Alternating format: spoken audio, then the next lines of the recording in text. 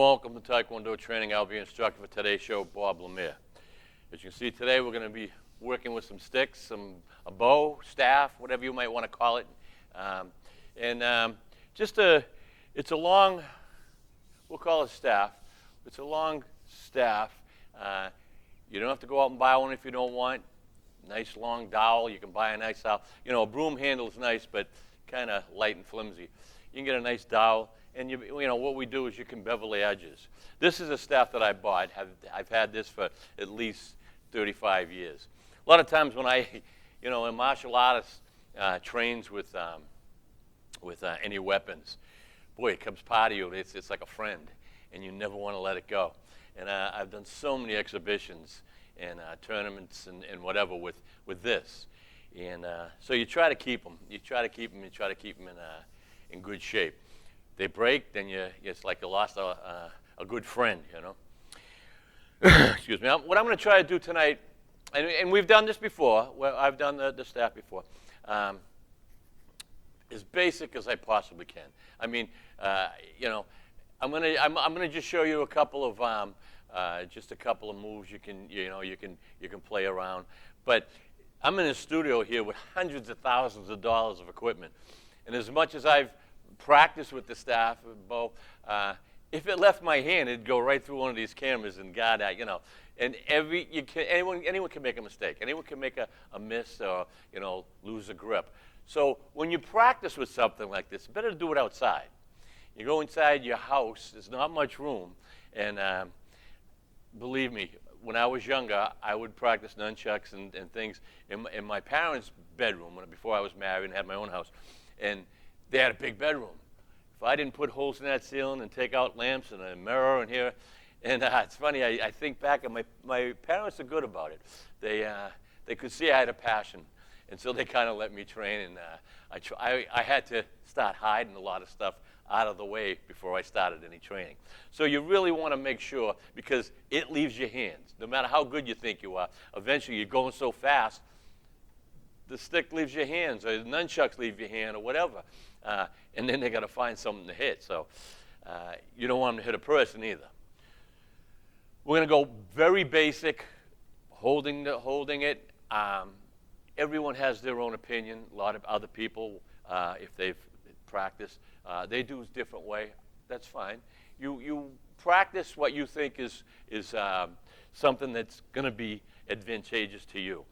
All right, especially your size, and even the size of the staff. Some of them are longer, some of them are shorter. It's all an individual taste. All right, so again, you're not going to hold it like this. All right, this is the golf club. I always like bringing golf into but you're really not going to hold it like this. You can't control this thing. You're gonna choke up if you're gonna use it the long extension. Or you're going to be in the middle, one way or another, holding it. There's other different ways to hold it.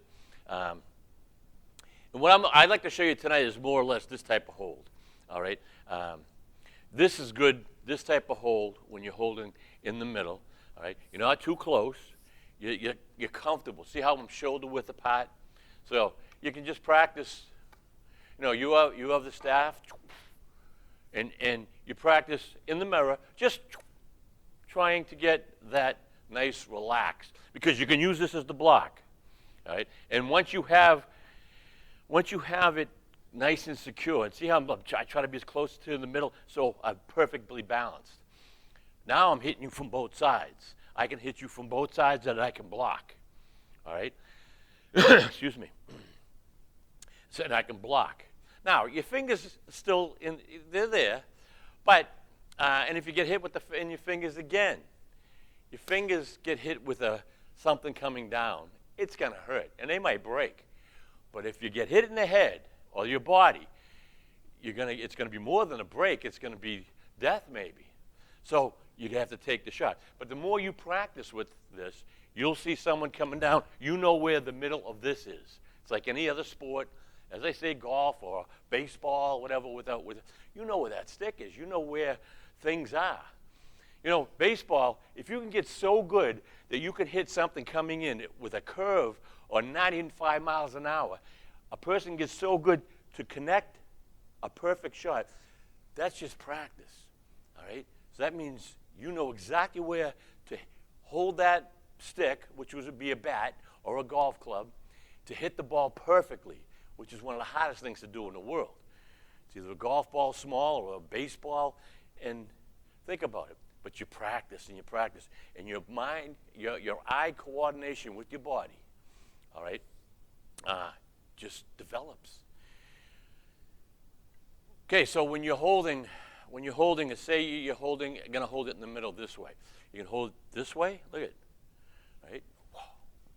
Or this way is not. I never hold it this way. Two hands this way.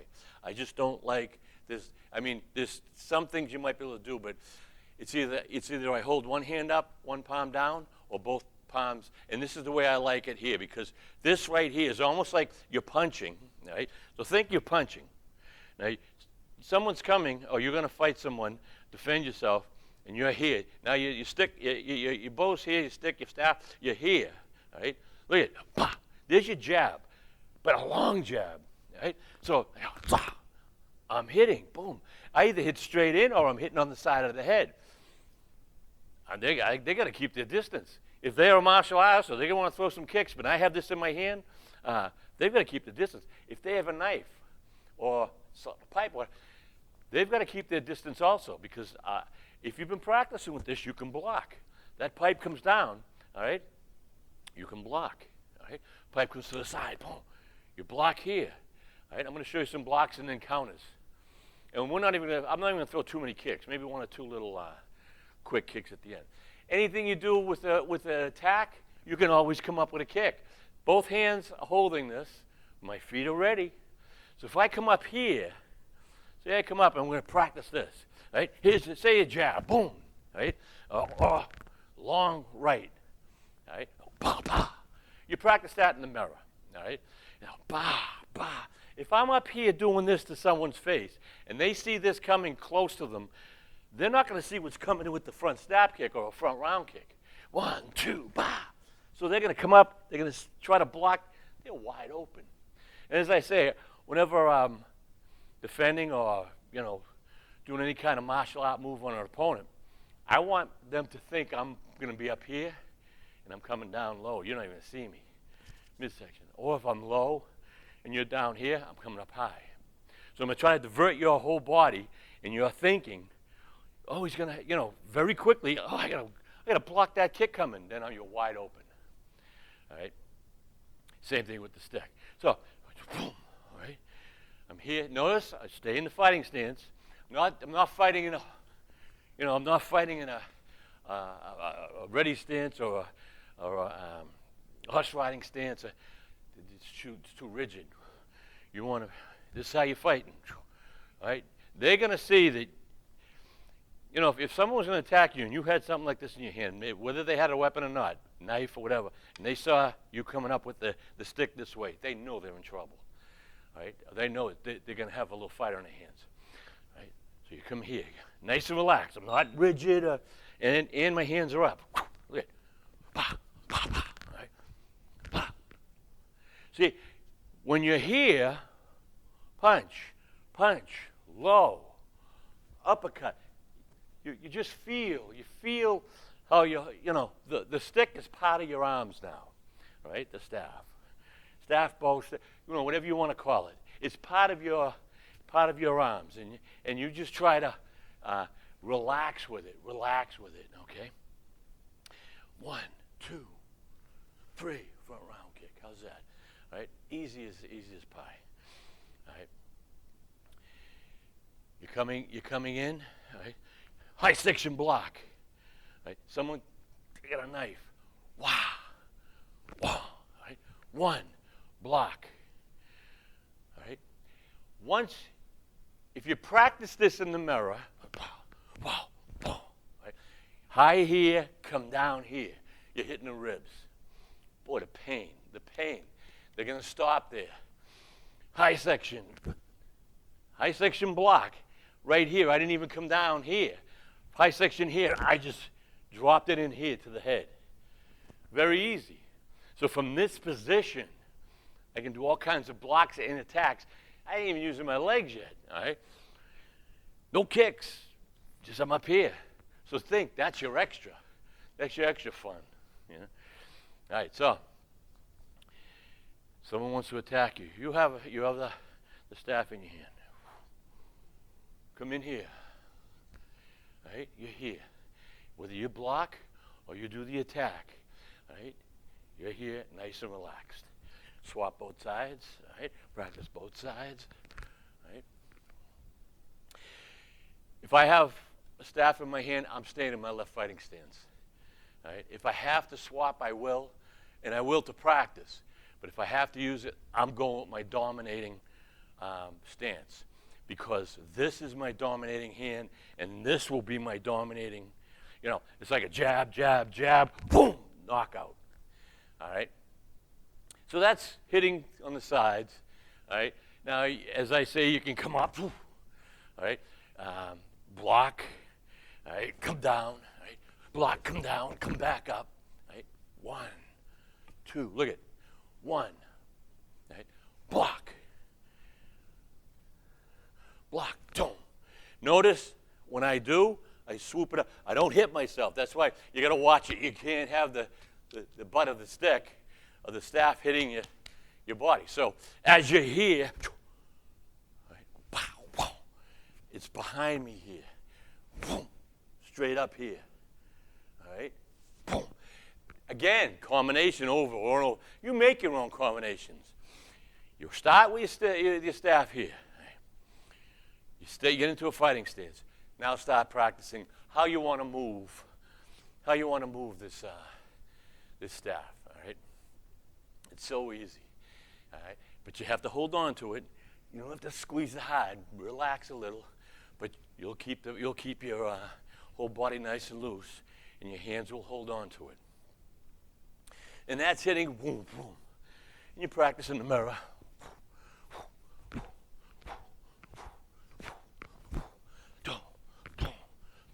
Look at, I'm not swinging. I'm not swinging. It's like I'm throwing a punch. It's like I'm throwing a punch. All right, uppercut, uppercut, down, down. Again, make sure that you don't stab yourself. Go slowly to the side. All right. If you have it in this position, again, you're here. You can block. Someone's coming with something. You block here. All right? In here. All right? Block. In. In. Almost like boom. All right? Or this, a straight attack is hard to block if they don't even see it's coming.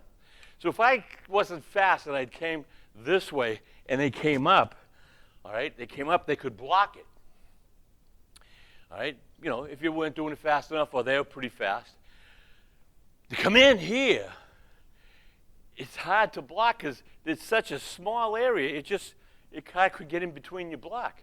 So from here, you practice. Here. Right, here.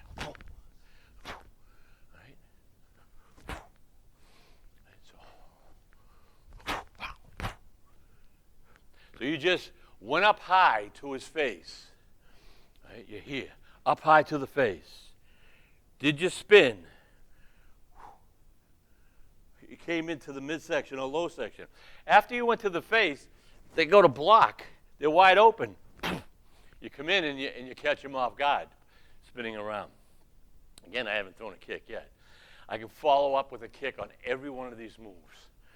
All right?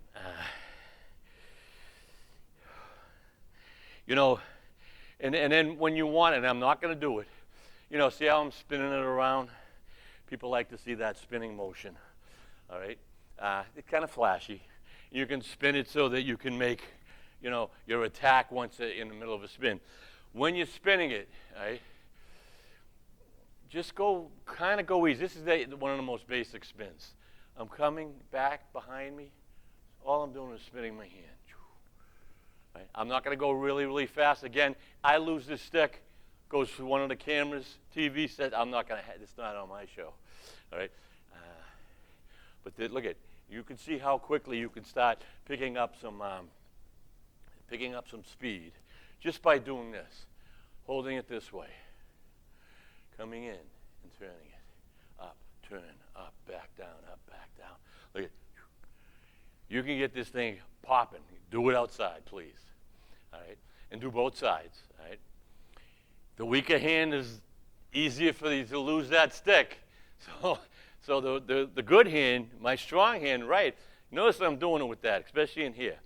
And the funny thing is, I talked to Gary Muse before, and we walked around the studio for a second. I had the stick in my hand. I put it on the table. I talked to Gary. It fell on the table. All right. I put it up against the wall. I talked to Gary. It fell off the wall. And I'm like, Jesus, that, you know, if it can fall, it rolls off a table. But I mean, if it can take off, it will take off. All right. It's not like you're just fighting with your body. You're fighting with a weapon. Nunchucks the same way, sticks, knives, what you fight with, they can leave your hand. And you know, safety in the martial arts, you know, safety wherever you work is probably top priority these days. Martial arts, years ago, it never seemed to be that way. Over the years, it's like, we can't be teaching martial arts and anything that can go wrong. And if it can go wrong, it will. You have to have the safety measures, and you make sure, okay? Especially if you're going to have children. You want to teach them how to do some spins or something. And you know, like I said, you start doing some spins, right? And with a couple of days, you got this thing spinning around like crazy. Okay, so again, boy, time flies, and it was a half hour. You know, an hour show would be great, but I talk so much without stopping, I get hoarse after a half hour. So I'm up here, all right? Now, you swap. If you're here and you want to swap, again, I'm not a fan, and I've seen people to fight with both hands together. I want control of that stick. So if I want more of a distance, all right, I'm going to come down. I'm not going to be here. I'm going to come down, and notice I swap my hands into this position. All right, my strong hand's coming up. Now I'm here. I can come in. Look at it, snap. I come in, pow, snap. Practice that.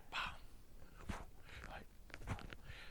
It's not, all right, that'll be the first thing a lot of people want to do, is they've got it this way and they're like, whoa. Yeah. Once you do that, you lose control.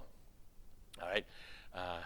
You know, as you get higher and more experience, you can start doing some crazy stuff with long attacks. But in the beginning, again, I like to, same as we did this, like the punch, choke up this way. You have control of the stick, and treat it like a punch. Right? Treat your attack like a punch. All right? All right? Here, high, mid, low. Now you've got that much distance, even longer than my kick.